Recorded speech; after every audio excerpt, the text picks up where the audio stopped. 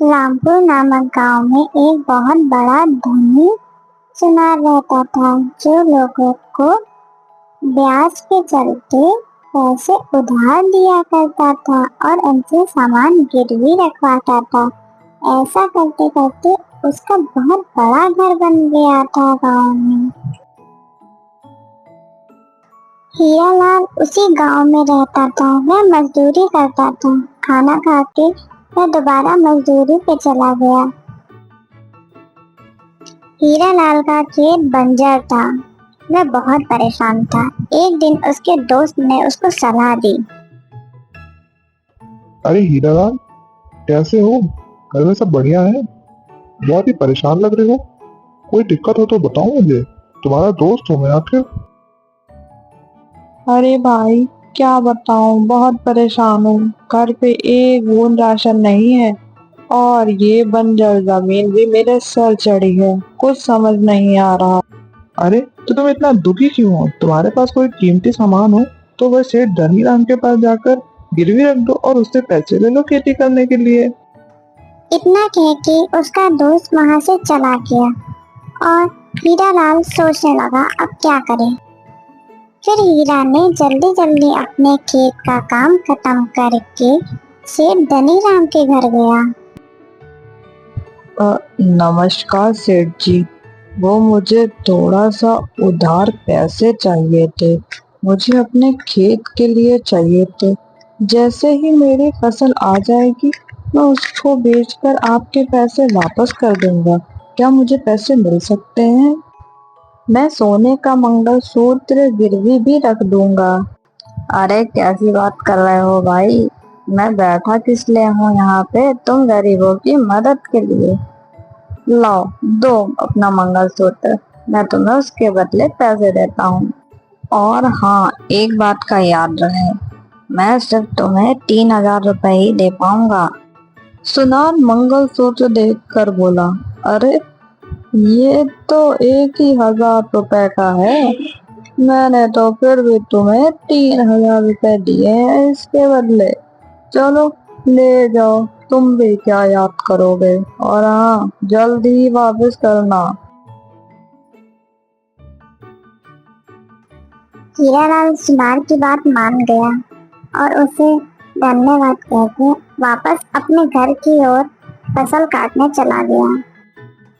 कुछ दिनों बाद उसने अपने खेतों में कड़ी मेहनत करी और उन पैसों से अधिक बीज लगाए और कुछ दिनों बाद उसे अच्छी फसल हुई, जिसे बेचकर वह बहुत खुश था और उसने बहुत पैसे कमाए। दोनों पति पत्नी बहुत खुश थे क्योंकि उनके घर नई खुशियां आई थी। तभी हीरालाल अपनी पत्नी से कहता है कि वह जा रहा है वो मंगलसूत्र उस सुनार से लेने और उसे पैसे वापस करने।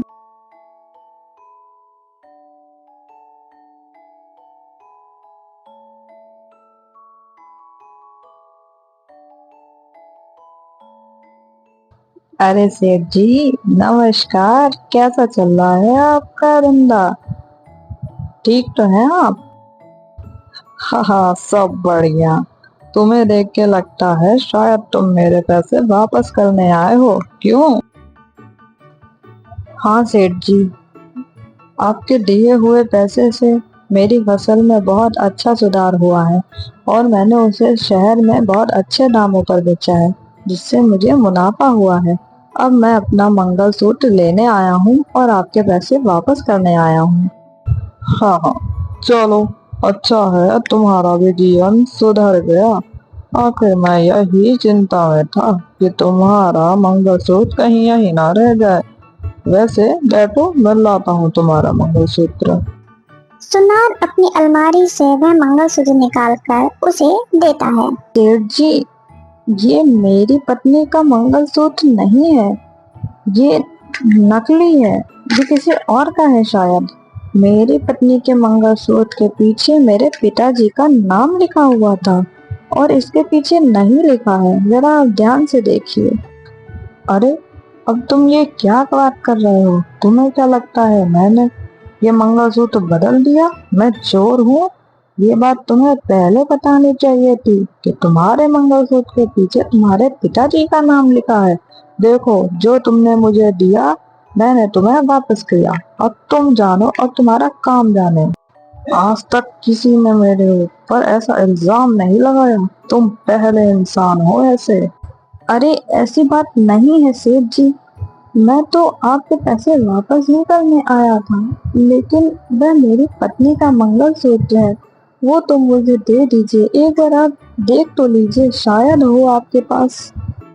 अरे भाई, अजीब बेगैरत इंसान हो तुम। कैसे पीछे पड़ गए हो मेरे, जैसे कि मैं चोर। एक तो मैं मदद करूं, ऊपर से मुझे ही झूठ बताओ। वह उदास होके वो मंगलसूत्र लेके वापस जाने लगा। जंगल में चलते चलते उसे उसका दोस्त रास्ते में मिला और उसने उसको वहाँ की सारी बातें बताई। जंगल में चलते चलते उसे उसका दोस्त रास्ते में मिला और उसने उसको वहाँ की सारी बातें बताई। उसने अपने दोस्त को वह मंगलसूत्र भी दिखाया। अरे भाई, तुम परेशान मत हो। तुम गांव के सरपंच जी के पास जाकर ये बात बताओ, वह जरूर तुम्हारा फैसला करेंगे। मुझे कुछ समझ नहीं आ रहा है, मैं क्या करूं? और घर जाकर अपनी पत्नी को मैं क्या बताऊंगा कि उसका मंगलसूत्र मैं नहीं वापस ला पाया? अरे दोस्त, दिल छोटा मत करो। तुम सरपंच जी के पास जाओ और परेशान मत हो, वह जरूर तुम्हारी बात सुनेंगे। हरी अपने दोस्त की बात सुनकर धीरे धीरे सरपंच जी के घर की ओर चलने लगा और उनके पास पहुंचकर उसने सारी आग बीती उन्हें बताई। सरपंच जी, सुनार ने मेरा मंगलसूत्र बदल दिया है, मेरी मदद करें। क्या सबूत है तुम्हारे पास कि यह मंगलसूत्र तुम्हारा ही है? अगर तुम्हारे पास कोई सबूत है तो तुम दिखाओ मुझे। सरपंच जी, वह मंगलसूत्र मेरा पुश्तैनी मंगलसूत्र है, जिसके पीछे मेरे पिताजी का नाम लिखा हुआ है। और जो सुनार ने मंगलसूत्र दिया है उसके पीछे कोई भी नाम नहीं लिखा हुआ है। सरपंच जी के कहने पे सरपंच जी का आदमी उस सुनार को घर लेकर आ जाता है।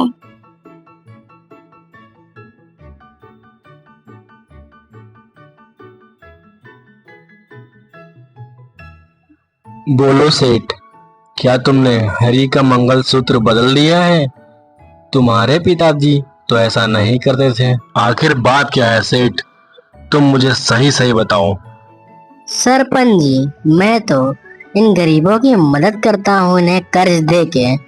कभी आज तक ऐसा हुआ है कि मुझे घर आना पड़े? इस हरी की ही नीयत खराब है मेरे पैसों पर, तभी ये मुझ पर उल्टे सीधे इल्जाम लगा रहा है। अगर तुम्हें इतनी ही दिक्कत है तो तुम इन गरीबों को पैसे उधार में देते ही क्यों हो? हरी, अब तुम बोलो, सच्चाई आखिर क्या है? सरपंच जी, मैं एक गरीब आदमी हूँ, मैं क्यों झूठ बोलूंगा। बस आप सेठ जी से बोल दीजिए, असली मंगलसूत्र मुझे वापस कर दें। वह मेरा पुश्तैनी मंगलसूत्र है, जिसके पीछे मेरे पिताजी का नाम लिखा हुआ। सरपंच जी, ये मुझ पे इल्जाम लगा रहा है। मैंने तो सोचा ये गरीब है, क्यों ना इसकी मदद कर दूं। मैंने तो इसके जैसे लाखों की मदद की, पर किसी ने कुछ कहा नहीं, लेकिन ये मुझे ही गलत ठहरा रहा है। सरपंच जी, ऐसे तो ये मुझे पूरे गांव में बदनाम कर देगा। अब इसका कोई आप ही उपाय निकालिए सरपंच जी। मुझे लगता है सेठ सही है, शायद गलती तुमसे ही हो रही है। एक बार तुम जाके उस मंगलसूत्र को दोबारा चेक करो और उसके बाद देख के मुझे बताओ, फिर आगे मैं देखता हूँ। आज की सभा यहीं खत्म होती है। सरपंच जी की बात सुनकर सेठ मन ही मन खुश हो गया कि अब उसकी चोरी नहीं पकड़ी जाएगी।